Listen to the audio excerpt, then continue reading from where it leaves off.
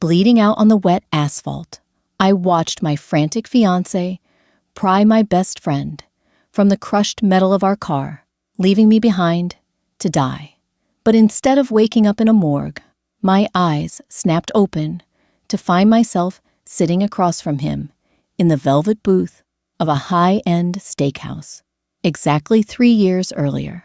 As he cried and begged for forgiveness for some past mistake, I didn't bother reaching for a tissue.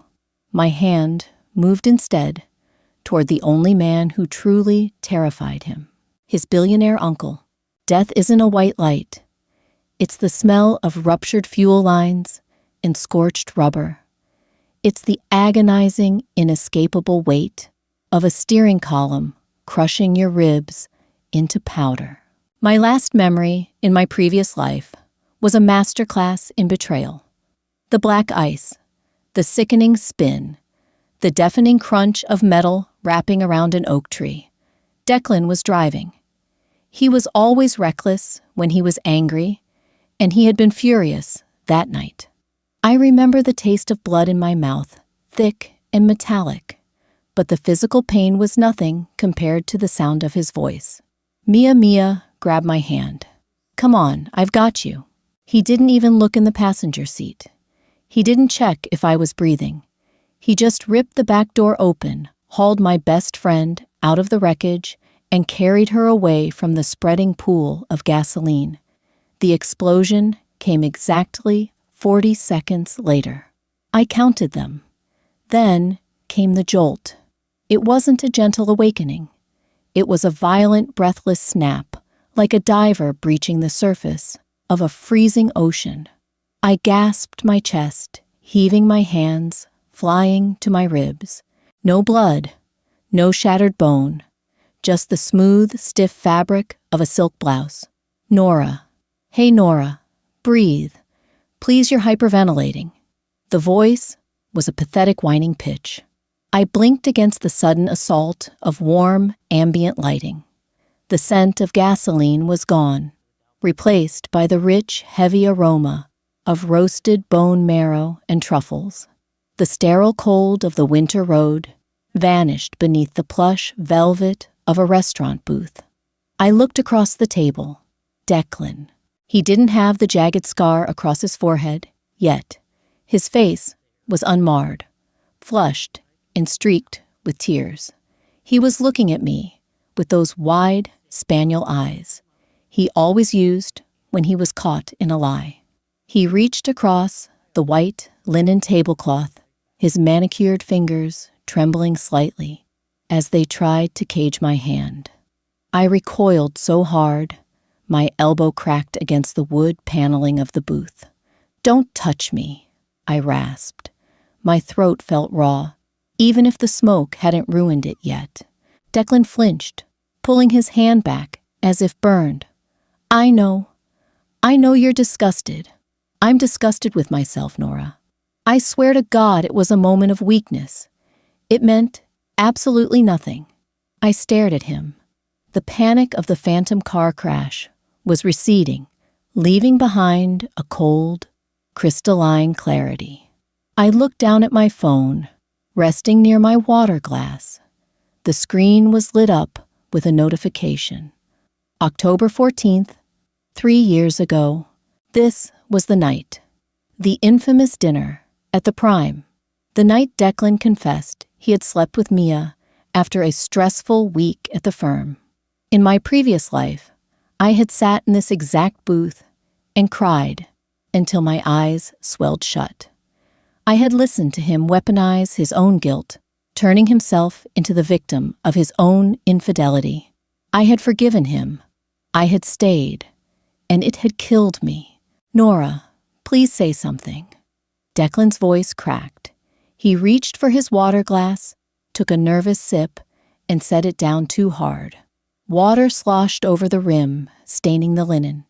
It was just the once. The merger has been breathing down my neck, and Mia was just there. We were drunk. It was a stupid, meaningless mistake. I didn't speak. I simply observed him. It was fascinating, really looking at him, without the filter of blind devotion. I saw the slight twitch in his jaw. He wasn't nervous about losing me. He was nervous about losing the optics of our relationship. I came from good money, old money, that gave his new money family a veneer of respectability.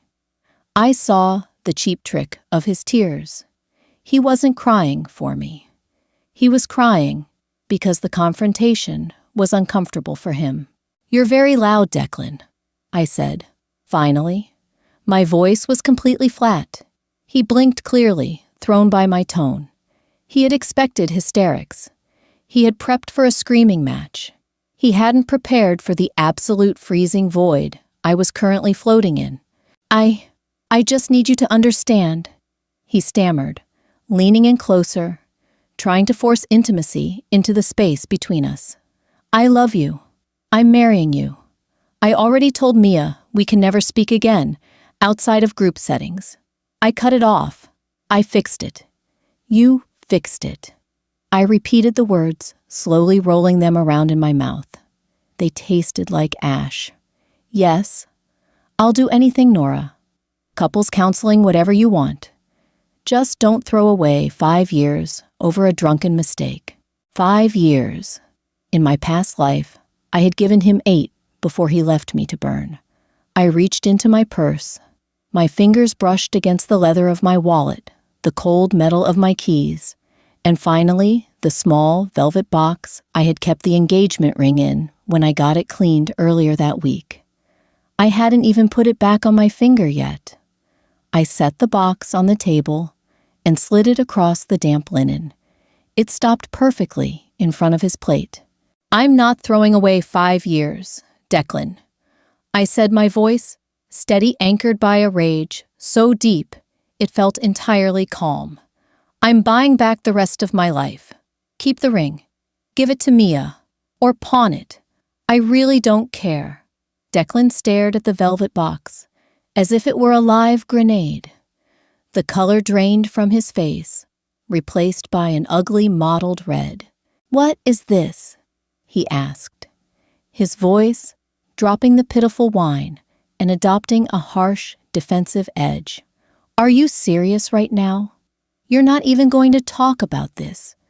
We are talking about it," I pointed out, leaning back against the leather seat. I crossed my arms. I felt completely detached from the man sitting across from me. It was like watching a bad play, where I already knew the script. "You confessed. I listened. Now I'm leaving. This is the natural consequence of your actions. Nora, don't play these games. You're being irrational. Irrational." I let out a short, hollow laugh that didn't reach my eyes. "You slept with my best friend. That's a biological fact. There's no nuance here, Declan. There's no hidden context I need to dig for." "I was drunk," he hissed, glancing around to make sure the neighboring booths couldn't hear him. Ever the image-conscious coward. "You think you're so perfect. You think you haven't neglected me lately with your gallery opening. I have needs, Nora. I'm under immense pressure at the firm." There it was, the pivot, the classic maneuver where his cheating somehow became my failure.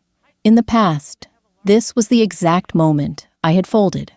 I had apologized for being too busy. I had taken the blame for his weakness. I felt a sudden sharp stab of hatred, not for him, but for the girl I used to be. The girl who was so desperate to be loved that she accepted poison and called it medicine. I picked up my water glass and took a slow, deliberate sip. The ice was perfectly cold against my lip. "Your pressure at the firm," I said, softly, setting the glass down. "The firm owned by your uncle. The job you got because your mother cried to him at Thanksgiving. The desk you sit at where you delegate all the actual work to junior associates while you play golf." Declan's jaw dropped. The muscles in his neck tightened into thick, angry cords. Excuse me. You heard me. I leaned forward, my elbows resting on the table, invading his space just enough to make him lean back. You don't have pressure, Declan. You have an allowance. And as for Mia, she's welcome to you. You two deserve each other. A coward, in a leech. He half stood from the booth, his hands slamming flat on the table. The silverware clattered. A waiter passing by paused, his eyes widening, before he quickly looked away and scurried off. You bitch. Declan spat the mask, completely slipping. The spaniel eyes were gone, replaced by the ugly, resentful sneer I had seen right before the car crash. You think you can just walk away from me? You need me. Your father's company relies on our family's investments. If you walk out that door, I'll make sure my uncle pulls every dime. It was a hollow threat, but it was the one that had kept me tethered to him in my first life. My family's logistics company had been struggling. The engagement had been quietly viewed as a strategic alliance. I had sacrificed my own self-respect to keep my father's legacy afloat, but I had lived the next 3 years. I knew something Declan didn't. His uncle Harrison didn't give a damn about Declan's romantic life. Harrison was a ruthless pragmatist. When my father's company eventually bounced back due to a sudden boom in e-commerce logistics, Harrison had completely bypassed Declan and dealt directly with my father. Declan was a useless middleman. Call him then, I challenged, holding his gaze. Declan faltered. What? Call Harrison. Right now. Tell him you blew up the alliance because you couldn't keep your pants zipped around a bridesmaid. I tilted my head. Let's see how much he values your pride over his profit margins. Declan's mouth opened, but no sound came out. He knew. Deep down, he knew his uncle tolerated him, purely out of familial obligation. I didn't wait for him to formulate a comeback. I slid out of the booth, grabbing my coat from the hook. I didn't look back as I walked through the dimly lit restaurant, navigating the maze of tables and low-hanging chandeliers. My heart was beating a steady, rhythmic drum against my ribs. I was breathing. I was alive. And for the first time in 5 years, I was completely. The air outside the Prime was shockingly cold. October in the city cut straight through my thin wool coat. The pavement was slick with a fresh sheet of rain, the neon signs bleeding their colors into the puddles. I stood under the awning, pulling my collar up against the wind.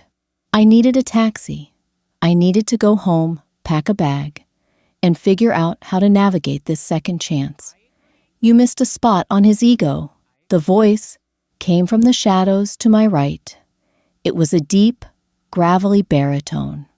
A voice used to issuing commands and having them obeyed before the echo faded. I turned.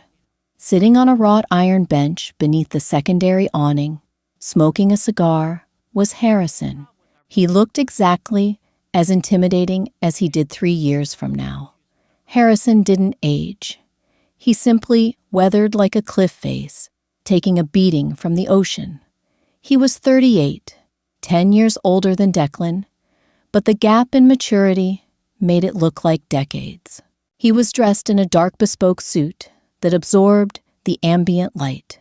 His face was a landscape of sharp angles and hard lines, dominated by dark, calculating eyes, and a nose that had been broken twice in his youth and never set quite right.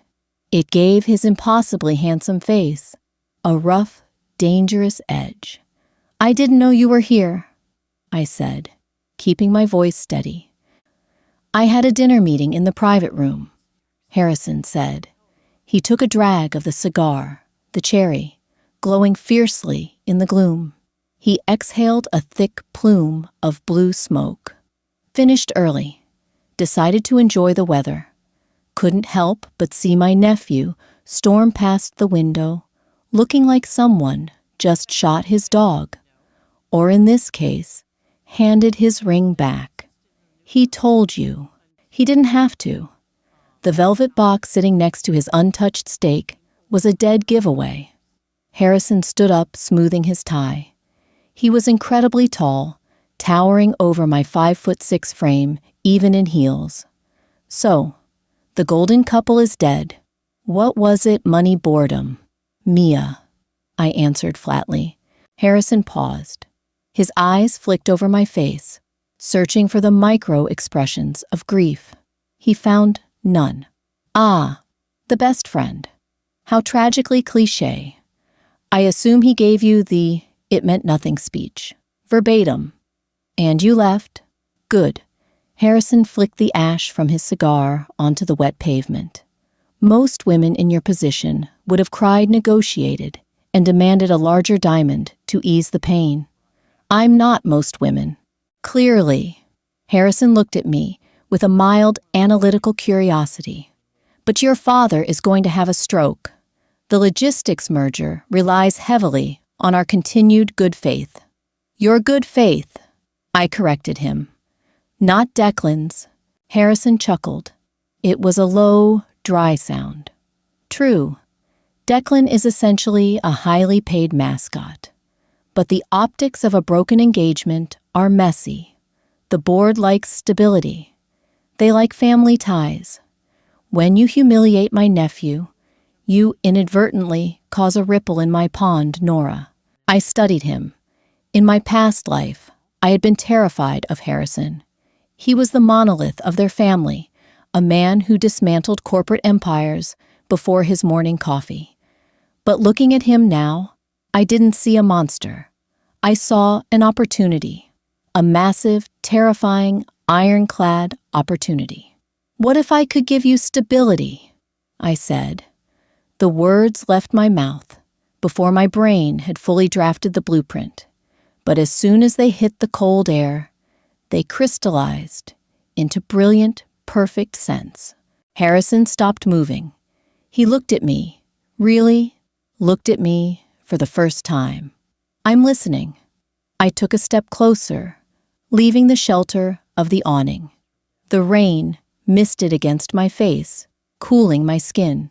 You don't care about Declan's feelings, I said, keeping my voice low, ensuring the hum of passing traffic masked our conversation from any eavesdroppers. You care about the board. You've been deflecting pressure from the shareholders to settle down to present a stable, unified front for the past 4 years.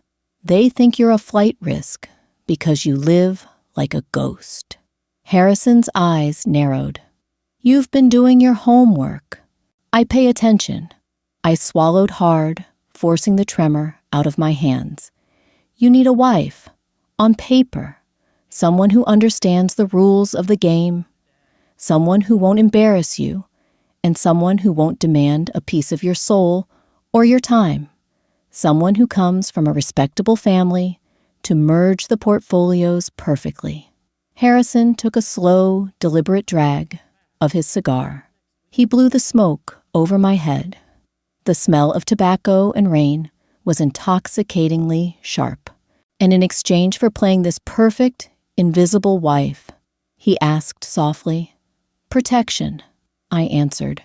You back my father's company directly. You cut Declan entirely out of the logistics deal. He gets nothing. He takes the public humiliation of losing his fiancé to his uncle. And I get a life free from his whining and your family's endless drama. Silence stretched between us, thick and heavy. The rain picked up, tapping against the canvas awning. Harrison stared down at me. I refused to break eye contact. I poured every ounce of my past life trauma, my current life resolve, and my absolute unwavering seriousness into that stare. I wasn't asking for a favor. I was negotiating a treaty. Finally, a slow, dangerous smile curved the corner of Harrison's mouth. You want to marry me to spite my nephew and secure your trust fund. I want to marry you because you're the only man in the city who views marriage as a contract rather than a cage, I countered. The spite is just a fringe benefit. Harrison laughed. This time, it was a genuine sound that vibrated in his chest. He dropped the cigar onto the wet pavement and crushed it beneath the heel of his Oxford shoe. Nora, he said, his voice dropping an octave, slipping into a register that made the fine hairs on my arms stand up. If we do this, it's not a temporary game to make the boy jealous. I don't play pretend. If you wear my ring, you wear it for good.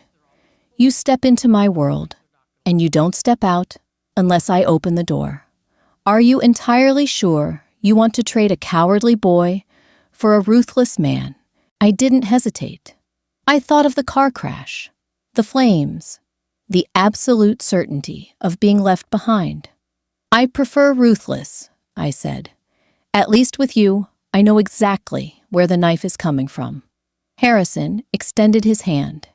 It was large, warm, and calloused. Have your father's lawyers draft the preliminary logistics contract by tomorrow at noon. We'll announce the engagement on Friday. I placed my hand in his. The grip was firm, sealing the deal. Friday works perfectly, I said. I had died clinging to a man who didn't care if I burned. Now, I was making a pact with the devil himself, and for the first time, I felt completely safe. The apartment I shared with Declan smelled of expensive vetiver and stale habit. When I unlocked the door at midnight, the quiet hit me first. In my previous life, I had walked into this exact silence, collapsed onto the beige sectional, and sobbed until my ribs ached. Tonight, I bypassed the living room entirely. I walked straight to the hall closet, pulled out 3 heavy-duty trash bags, and started clearing him out. I didn't fold his custom dress shirts. I shoved them into the plastic. I tossed his limited edition sneakers, his monogrammed golf towels, his electric razor. With every item that hit the bottom of the bag, the knot in my chest loosened a fraction of a millimeter. By 3 a.m., his existence in my home was reduced to 6 bulging black bags, sitting by the front door. I changed the passcode on the electronic deadbolt. Then I slept.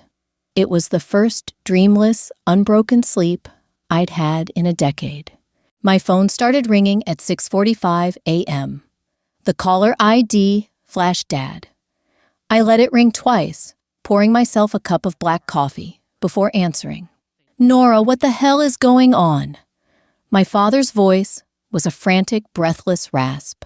Arthur was a man who built a regional freight empire from 2 leased trucks, but he had a weak stomach for high society politics. Declan's mother just called me in hysterics. She said, "You threw the ring at him in the middle of a steakhouse. Tell me, this is a misunderstanding." I took a slow sip of the coffee. It was bitter and hot. Perfect. "It's not a misunderstanding," I said. I leaned against the marble kitchen island. Declan slept with Mia. The line went dead quiet. My father wasn't a fool, but he was a pragmatist. When he finally spoke, all the panic had morphed into a heavy, resigned exhaustion. "Nora, I'm sorry. I truly am. He's an idiot." A pause. I could hear the sound of him shuffling papers on his desk. "But we are in the middle of closing the fleet expansion. If his family pulls their backing, you know the margins, honey. We can't weather a withdrawal right now." In my past life, this was the exact moment I broke. I had heard the fear in his voice, felt the crushing weight of duty, and agreed to sit down with Declan. I had martyred myself for balance sheets. "They aren't pulling the backing," I said. "The expansion is fine. You don't know his mother. She'll scorch the earth. She doesn't control the capital, Dad. Harrison does. And Harrison isn't going to side with an outsider over his own blood. My father snapped, his anxiety spiking again. He is, if it benefits him. I set the mug down. The ceramic clicked sharply against the granite. I need your legal team to draft a direct partnership agreement between our logistics firm and Harrison's holding company. Cut Declan's intermediary, LLC, completely out of the paperwork. Have it ready by noon. Nora, you're not making sense. Harrison won't even take my calls on a good day. Why would he bypass his nephew? Because I'm marrying him. I pulled the phone away from my ear slightly. There was a sharp intake of breath, followed by a muffled thud, as if my father had dropped his heavy brass paperweight. You're doing what? Draft the paperwork, Dad. Noon. I hung up before he could ask questions. I didn't want to answer. I didn't want to explain the mechanics of a survival strategy to a man who thought I was just acting out of grief. At 11:55 a.m., I was sitting in my father's downtown office. The mahogany walls felt oppressive. My father paced behind his desk, sweat shining on his forehead.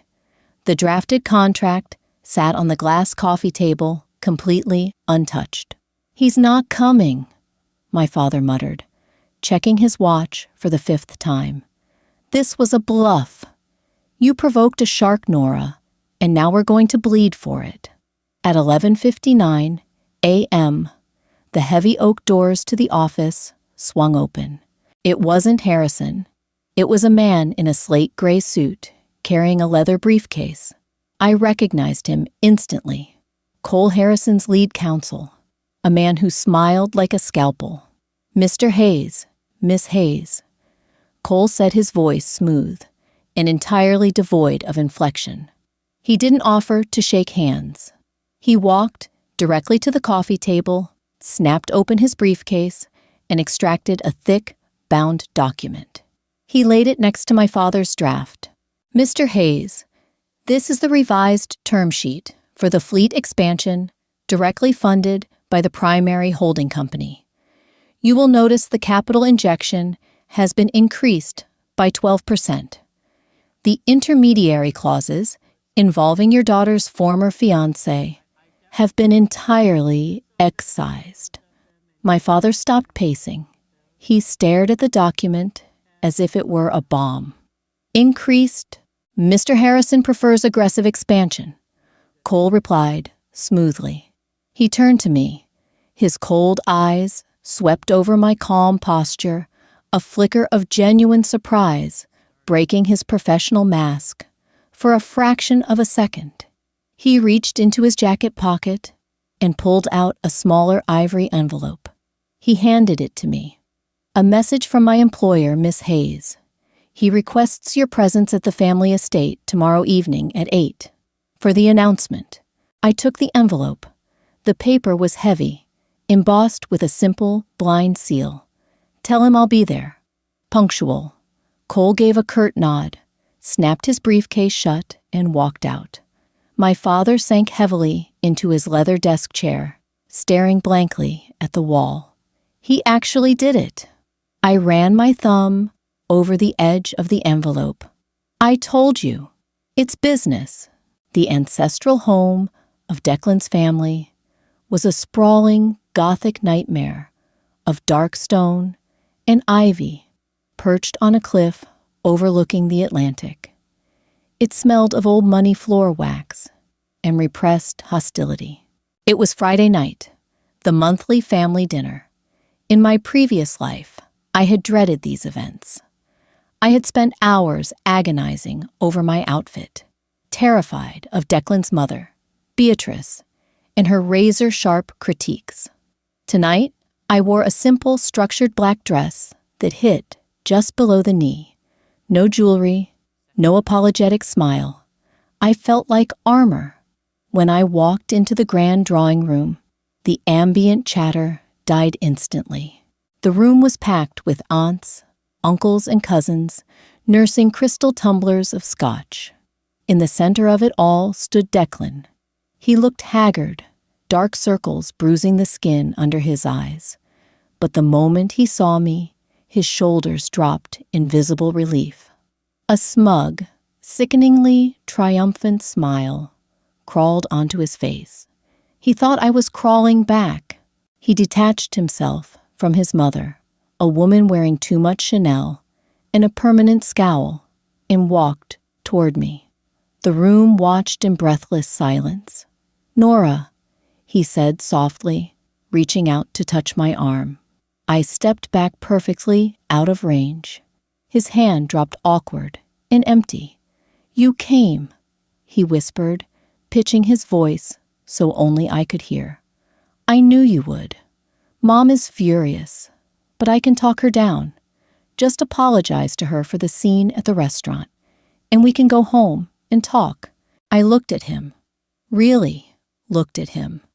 The weakness in his chin, the desperate clinging need to maintain the status quo. It was revolting.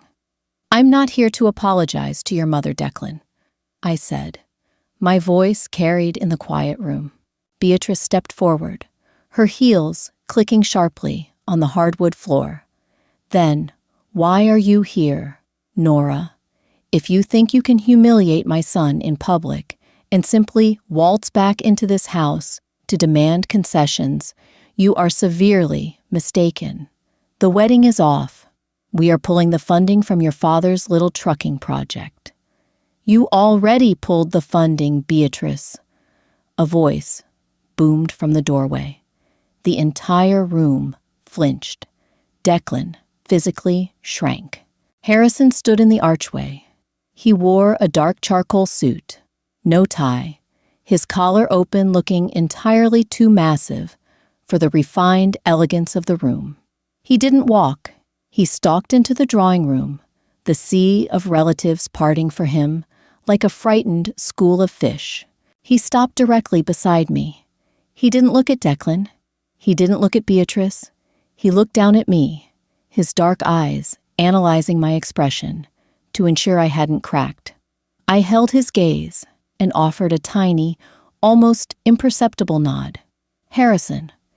Beatrice set her tone entirely different, now placating, nervous. "We were just handling a private matter with Nora." "Nora is my private matter," Harrison said. His voice wasn't loud, but it possessed a density that suffocated the room. Declan let out a nervous, confused laugh. "Uncle Harrison, what are you talking about? She's just upset. We had a fight." "You had a fight," Harrison corrected, finally turning his dead-eyed stare onto his nephew. "You lost your fiancé. You lost your seat on the logistics board. And if you speak to her in that whining tone again, you'll lose your trust fund."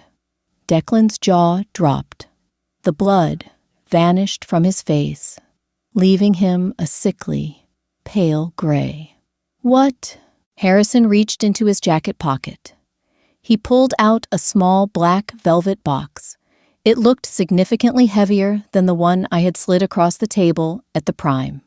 He popped it open. There was no soft romantic buildup, no bended knee.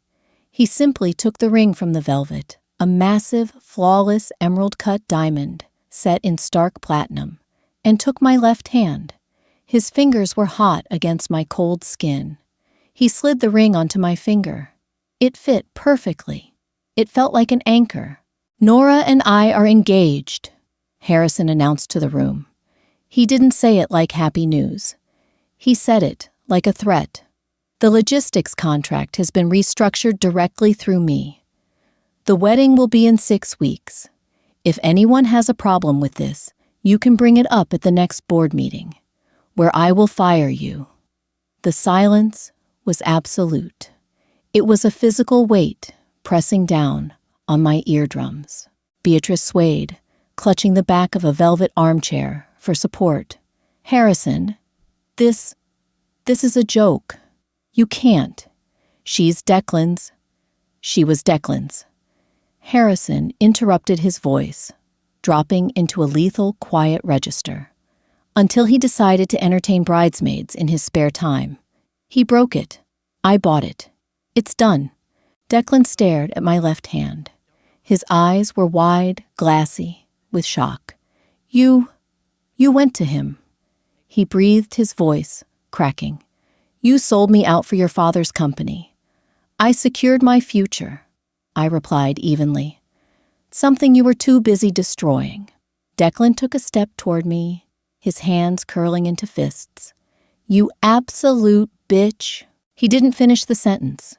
Harrison moved with a terrifying, violent speed. He didn't throw a punch. He simply stepped into Declan's space, grabbed him by the lapels of his suit, and shoved him backward. Declan stumbled, crashing hard into a heavy mahogany side table. A crystal vase shattered on the floor. Watch your mouth, Harrison said softly. The menace in his voice was raw and unvarnished. You are speaking to my future wife. Do it again, and I will ruin you. Harrison didn't wait for a response.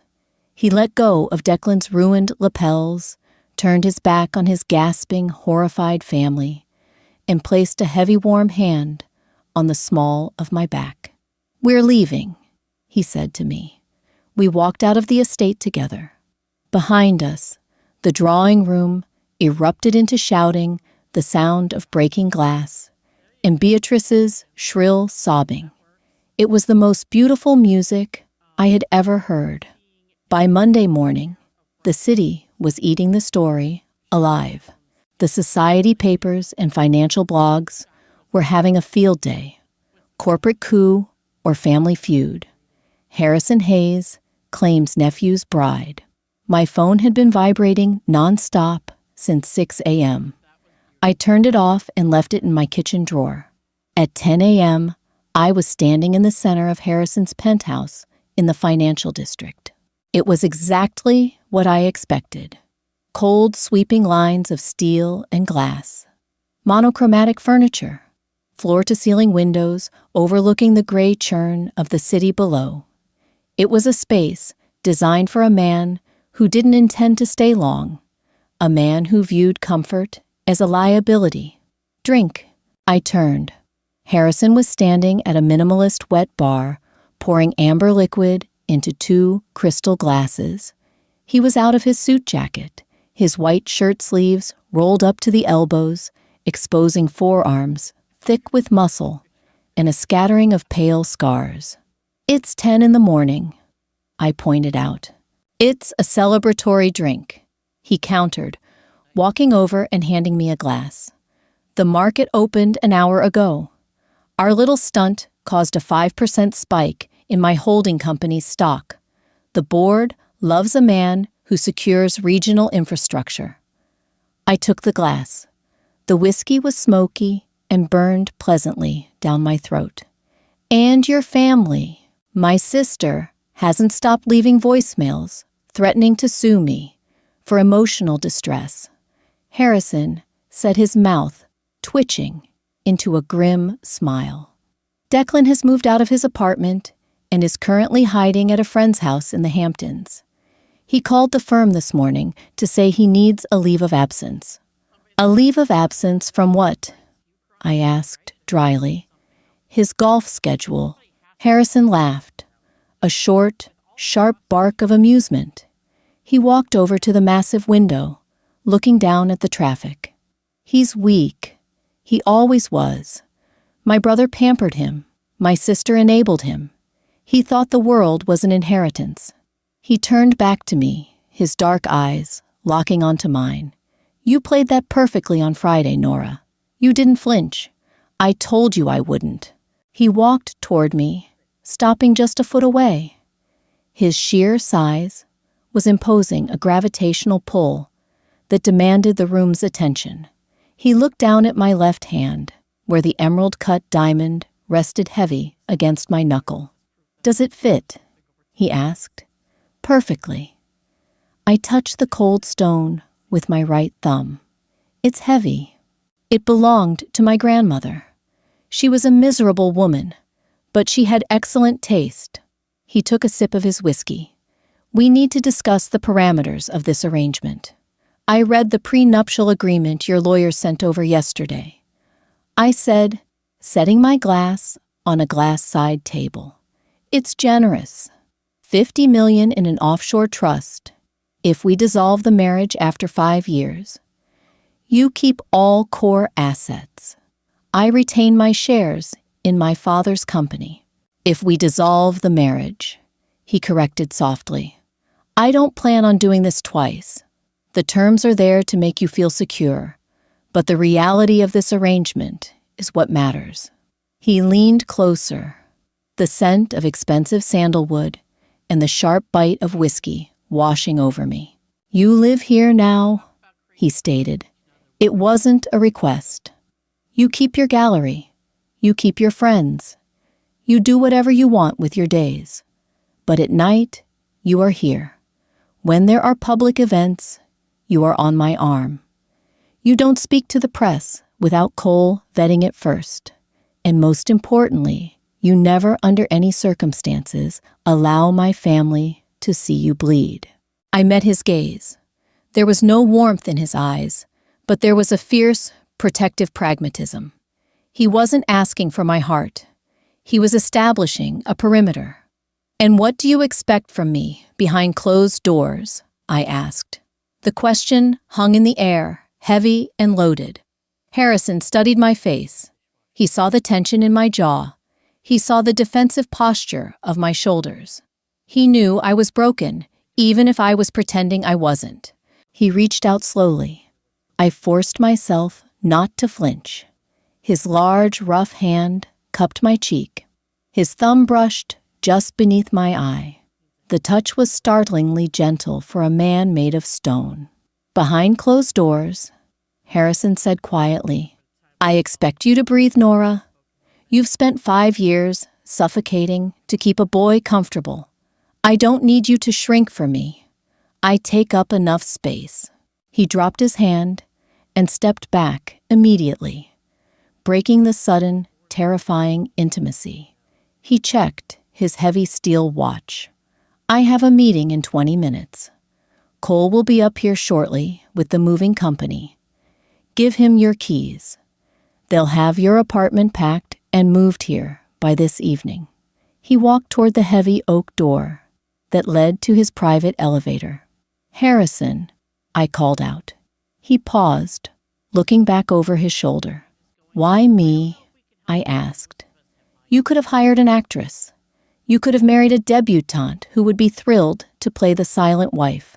Why step into the middle of this mess? Harrison looked at me for a long moment. The cold corporate mask slipped just enough to reveal the ruthless apex predator underneath. Because an actress plays a part, he said. A debutante wilts under pressure. When you looked at me outside the restaurant, you looked at me like a woman who was ready to burn the world down to keep herself warm. He smiled. It was a dangerous, thrilling expression. I like fire, Nora. See you tonight. The elevator doors slid shut, leaving me alone in the penthouse. I looked down at the massive diamond on my finger. In my previous life, I had died on a freezing road, desperate for someone to save me. Now I was standing in a fortress of glass and steel, married to a monster who had just handed me a match. My gallery was my sanctuary. It sat on a quiet corner in Chelsea, an expanse of exposed brick and polished concrete floors. In my past life, I had neglected it during the final year of my engagement, constantly adjusting my hours to accommodate Declan's erratic schedule. Now I practically lived there. It had been 3 weeks since the announcement. 3 weeks of living in Harrison's penthouse. We operated like 2 well-oiled gears in a complex machine. We drank coffee in silence at 6:30 a.m. We reviewed the evening's social obligations via his assistant. We attended galas, charity dinners, and board meetings, projecting a unified, impenetrable front. He didn't ask about my past, and I didn't question his relentless work ethic. It was comfortable. It was sterile until a Tuesday afternoon when the bell above the gallery door chimed in the sterile safety fractured. I was standing on a stepladder, adjusting the track lighting over a new canvas, when I heard the hesitant footsteps. I didn't need to turn around to know who it was. I recognized the heavy dragging cadence. I recognized the cloying scent of vanilla perfume.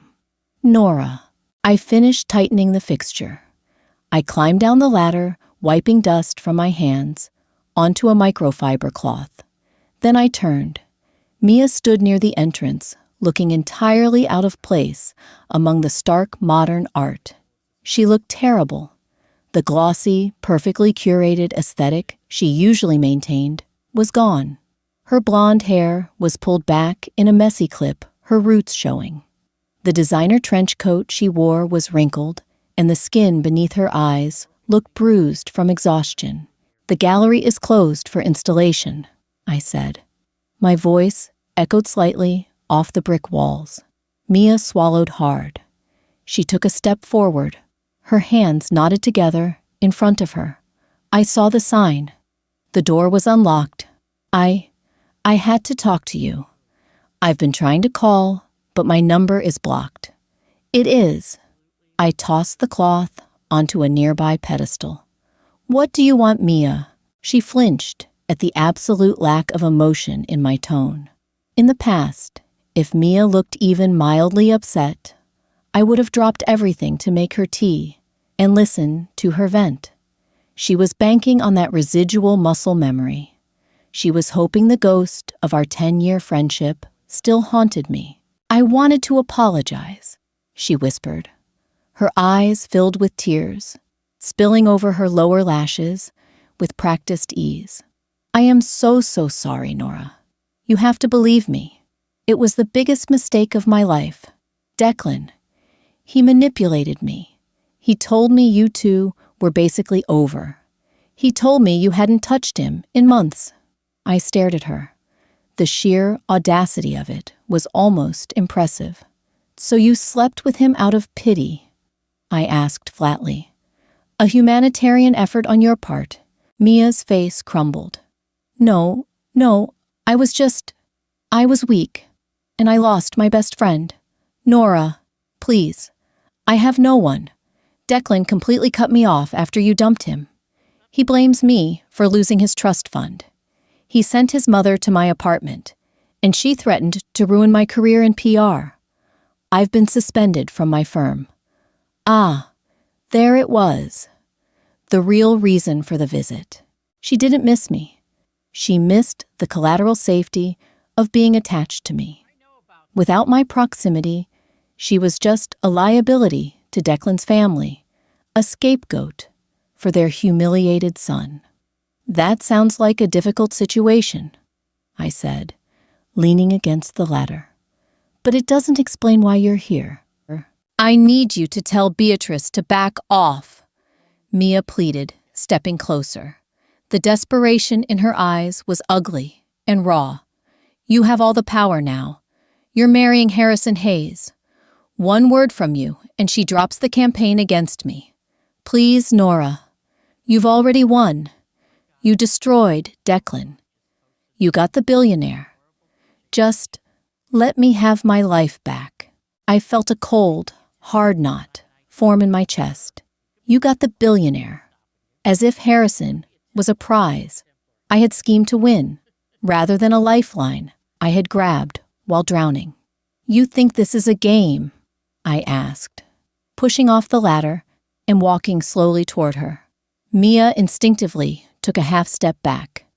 "You think I threw a ring at a man I spent 5 years of my life with, just to upgrade to his uncle? I didn't say that. You didn't have to." I stopped a few feet away from her. I looked at the face of the woman who in another timeline I had loved enough to pull from a burning car. The woman who had watched me die without shedding a single tear. "Let me make something entirely clear to you, Mia," I said, my voice dropping to a low, quiet hum. "I didn't destroy Declan. Declan destroyed himself, and you helped him. You were a willing participant in the demolition of my life. You don't get to hand someone a lit match and then cry when your eyebrows get singed in the explosion. Nora, please. We were sisters. We were nothing. I corrected her harshly. You were a parasite looking for a free ride, and I was too eager for affection to notice. I am not calling Beatrice. I am not saving your job. Your life is yours to rebuild. Mia stared at me, the tears drying on her cheeks, replaced by a sudden, venomous spite. You've changed. You used to be kind. Now, you're just a cold, calculating bitch. Thank you. I walked to the front door and pulled it open, the cold, autumn wind rushing into the gallery. Get out. She didn't argue. She pulled her trench coat tighter around her waist and marched out her heels, clicking angrily against the pavement. I locked the door behind her. I stood in the quiet gallery for a long time, listening to the hum of the city outside. I waited for the guilt to hit. I waited for the familiar sting of losing a friend. Nothing came, just a clean, empty silence. I pulled out my phone and dialed Harrison's private number. He answered on the second ring. Is there a problem? His voice was crisp, underscored by the faint sound of typing. Maya just showed up at my gallery, I said. The typing stopped instantly. Did she touch you? No. She wanted me to call off your sister. Apparently Beatrice is trying to get her fired. Beatrice is a petty, vindictive woman, Harrison said smoothly. Do you want me to have building security ban Mia from the premises? No, I handled it. I paused, looking at my reflection in the glass of the gallery door. I looked tired, but the posture was entirely different from the woman who had died on that road. I stood straight. I just wanted you to know, in case it gets back to Cole or the press. There was a brief silence on the line. When Harrison spoke again, the corporate edge was completely gone. You don't have to report to me, Nora, he said quietly. You are not an employee. You handled it. That's the end of it. Are you coming home for dinner? Home? Yes, I said. I'll be there by 7. Good. I'll have them order from the Italian place you tolerate. He hung up. I put my phone back in my pocket and returned to the stepladder. The ghost was gone. We didn't have a wedding. We had a hostile takeover disguised as a ceremony. It took place on a Thursday evening in late November, inside the private library of a members-only club in Manhattan. The room smelled of old paper leather bindings and aggressive wealth. There were no flowers. There was no string quartet. There were exactly 15 guests, my father Harrison's core board of directors, Cole, and a state judge who owed Harrison a favor. Beatrice was notably absent. Declan was nowhere to be seen. I didn't wear white. I wore a tailored ivory silk suit that cost more than my first car. My hair was pulled back into a severe chignon. I looked less like a bride and more like a CEO preparing for a hostile merger, which, essentially, I was. I was waiting in the adjoining antechamber, fixing my cuffs in the antique mirror, when the heavy mahogany door clicked open. I expected my father. I got Declan. He slipped into the room quickly, pushing the door shut behind him and leaning against the wood. He looked awful. He had lost weight, his custom suit hanging loosely on his frame. His eyes were bloodshot, and he smelled faintly of gin and stale mints. You look beautiful, he croaked. I turned slowly. I felt a brief, hollow pang of shock, but no fear. How did you get past Cole? I slipped through the kitchen, paid a busboy $200 to leave the service door cracked. Declan pushed off the door and took a hesitant step toward me. He raised his hands, palms out, a placating gesture. Nora, please. You don't have to do this. The joke is over. You won. I'm ruined. You proved your point. This isn't a joke, Declan. In 10 minutes, I'm going to walk out there and sign a legally binding document. With a man who doesn't love you. He shouted, his voice cracking violently. He grabbed the back of a leather armchair, his knuckles turning white. Do you hear yourself? He doesn't give a shit about you, Nora. He's using you to placate his shareholders. He's incapable of feeling anything for anyone. He's a machine. I know exactly what he is, I said, my voice completely level. And I prefer his honesty to your love. Your love is a liability, Declan. Your love got me nothing but a front row seat to your infidelity and a failing business for my father. Declan's face crumpled. The anger evaporated, leaving behind a pathetic weeping boy. He fell to his knees on the Persian rug. Literally, fell to his knees. It was grotesque. I'm sorry, he sobbed, burying his face in his hands. I'm so sorry. I miss you. I miss my life. Please, Nora, call it off. I'll change. I'll work at your father's firm. I'll do anything. I looked down at him. In my past life, this sight would have broken me. I would have dropped to my knees beside him, wrapping my arms around his shaking shoulders, absorbing his pain like a sponge. Now, I just felt a profound sense of exhaustion. Get up, Declan, I said. You're embarrassing yourself. Is there a problem in here? The voice hit the room like a physical blow. The heavy door swung open, and Harrison stood in the frame. He wore a pitch-black suit, looking massive and entirely devoid of mercy. His dark eyes bypassed Declan completely and locked onto me. Are you all right? He asked. I'm fine, I said. He was just leaving. Harrison finally looked down at his nephew, who was scrambling to his feet, swiping frantically at his wet face. You have exactly 30 seconds to vacate this building before I have my security team throw you out the service entrance you snuck in through, Harrison said. He didn't raise his voice. He didn't need to. Declan looked from Harrison to me. He saw the impassable wall of Harrison's frame. He saw the utter indifference on my face. The reality of his complete and total loss finally seemed to penetrate the alcohol haze.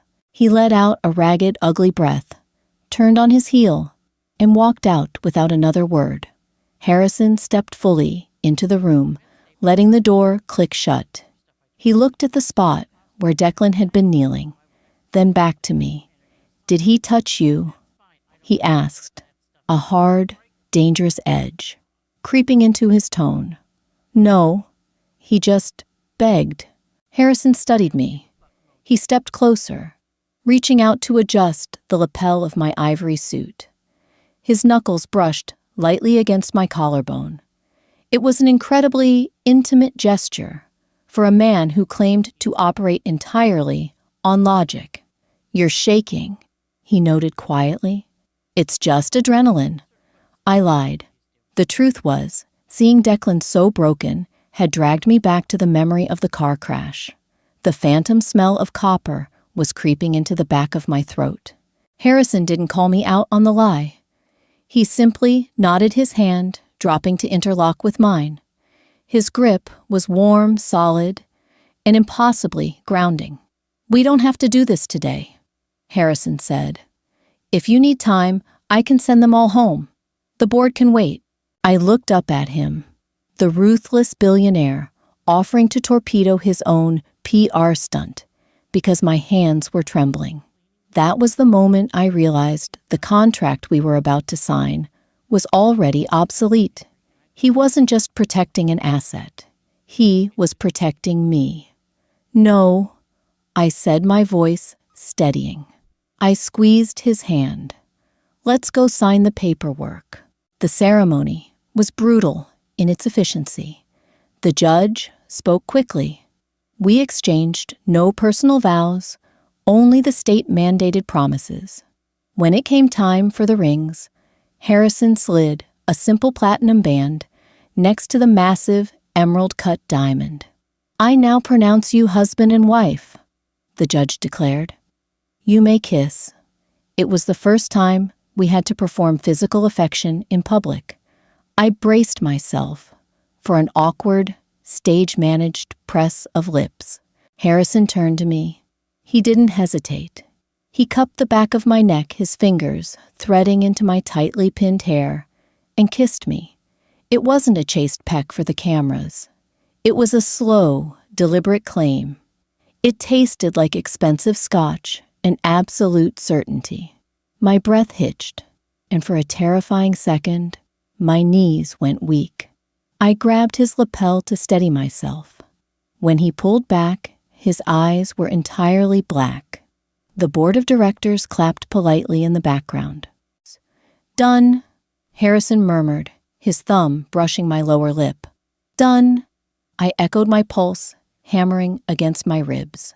6 months later, the phantom smell of the crash finally vanished. It was mid-February, the exact date of my death in the previous timeline. I had been dreading it for weeks. I had expected to wake up in a cold sweat, paralyzed by the memory of the crushing metal and the heat of the flames. Instead, I woke up to the smell of fresh coffee and the sound of the shower running in the master bathroom. I sat up against the plush headboard, tangling my fingers in the high thread count sheets. The massive windows of the penthouse showcased a city blanketed in fresh, pristine snow. In the past 6 months, the dynamics of our arrangement had shifted, evolving from a cold corporate alliance into a quiet, profound partnership. Harrison didn't smother me, but he was always there. He funded a massive expansion for my gallery, turning it into one of the most sought-after exhibition spaces in the city. In return, I dismantled the chaotic social politics of his family. I became the gatekeeper. When Beatrice tried to demand capital for a frivolous country club venture, she had to go through me. I denied it with a polite, terrifyingly corporate email. When Declan finally ran out of favors and tried to ask for a low-level analyst position at the firm, I flagged the request and shredded it. They quickly learned that Harrison was the iron fist, but I was the vault door. The bathroom door opened, and Harrison walked out, a towel slung low on his hips, his damp hair slicked back. He paused when he saw me sitting up. "You're awake early," he noted, walking over to his dresser to pull out a fresh suit. "It's a big day," I said quietly. He paused, a silk tie halfway in his hand. He looked at me, really looked at me, his sharp eyes missing nothing. He knew my father's company had finalized the logistics rollout the day before. He knew the gallery had no major events today. "Why is today a big day?" "Nora," he asked, his voice dropping into that low, serious register he reserved entirely for me. "It just is." I pulled the duvet off and swung my legs out of bed. "I need to go for a drive." Harrison didn't ask questions. He didn't tell me the roads were slick with ice. He dropped the tie. "I'll get the keys to the SUV." "I need to drive." I clarified, my heart beating a little faster. In my previous life, I was in the passenger seat when we crashed. In this life, I hadn't been behind the wheel since the day I woke up in the steakhouse. I relied on drivers, or Harrison. Harrison studied my face. He saw the tight line of my mouth, the slight tremor in my fingers, as I reached for my robe. "All right," he said simply. "I'll ride shotgun." An hour later, we were on the highway heading upstate. The roads were mostly clear, heavily salted against the freeze, but the trees lining the asphalt were skeletal and caked in ice. I gripped the leather steering wheel of Harrison's Range Rover until my knuckles ached. My chest felt tight. Every time a car merged into our lane, my breath hitched, expecting the sudden loss of traction, the violent spin. Harrison sat in the passenger seat, his laptop open on his knees, ostensibly reviewing quarterly reports. But he wasn't reading. His left hand was resting casually on the center console, inches from my right arm, a silent, physical tether. We passed the mile marker, the exact curve where the black ice had taken my life 3 years ago, or 3 years from now, depending on how you looked at it. I slowed down slightly. I looked at the massive oak tree sitting just off the shoulder. The bark was intact. There were no scorch marks. There was no shattered glass in the snow. We drove right past it. I let out a breath. I felt like I had been holding for 3 lifetimes. The tight, painful knot in my chest unraveled, dissolving into nothing. The phantom smell of copper and gasoline was replaced entirely by the scent of the leather interior in Harrison's sharp, clean cologne. I didn't die. I was never going to die on this road again. I pulled the SUV onto a scenic overlook a few miles down the highway and put it in park. The engine idled quietly. The snow fell in heavy, silent clumps against the windshield. I slumped back against the headrest, closing my eyes. A single hot tear leaked out and tracked down my cheek. It wasn't a tear of grief. It was relief, absolute bone-deep relief. Harrison closed his laptop and set it in the back seat. He unbuckled his seatbelt, leaned over the center console, and gently wiped the tear from my jaw with his thumb. "We survived it," he said softly. My eyes snapped open.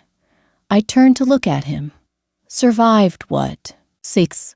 Whatever ghost you've been fighting since the night you handed Declan that ring." Harrison answered. His dark eyes were fiercely intense, stripping away the final layers of pretense between us. "You think I didn't notice the way you look at cars, the way you flinch when tires squeal on the pavement, the way you look at me sometimes, like you're waiting for me to leave you behind in a fire." My breath caught in my throat. He saw everything. He had always seen everything. "I'm not Declan Nora." Harrison set his voice, a low, rough rumble. He leaned in closer, his hand sliding to cup the back of my neck, holding me steady. "I don't run. I don't panic. And I sure as hell don't leave what belongs to me." "I don't belong to you," I whispered, though the fight in my voice was entirely gone. "No," Harrison agreed, a slow, devastating smile breaking across his hard face. "We belong to each other. The contract was an excuse. I wanted you the second you looked me in the eye in the rain and demanded an empire to spite a boy." He kissed me. It wasn't like the kiss at the wedding. This wasn't a performance for the board. It was deep, hungry, and entirely real. It was the physical manifestation of 2 people who had built a fortress out of ash and realized they actually wanted to live in it together. I kissed him back my hands, finding the lapels of his coat, pulling him closer across the console. The cold winter raging outside the glass couldn't touch us. I was anchored. I was safe. I had lost my life to a coward's mistake, but I had reclaimed it in the arms of a ruthless man. And as we pulled back breathless in the quiet hum of the car, I looked at the massive diamond on my left hand and knew one thing for certain. I was never taking it off. And that is how you rewrite a tragedy into a hostile takeover. Nora didn't just survive the ultimate betrayal. She weaponized her second chance, crushed her ex, and built an absolute empire with a billionaire who matches her ruthless energy perfectly. Do you think Harrison knew she was his soulmate? all along? Or did she just prove herself by being the ultimate boss? Let me know your favorite moment down in the comments.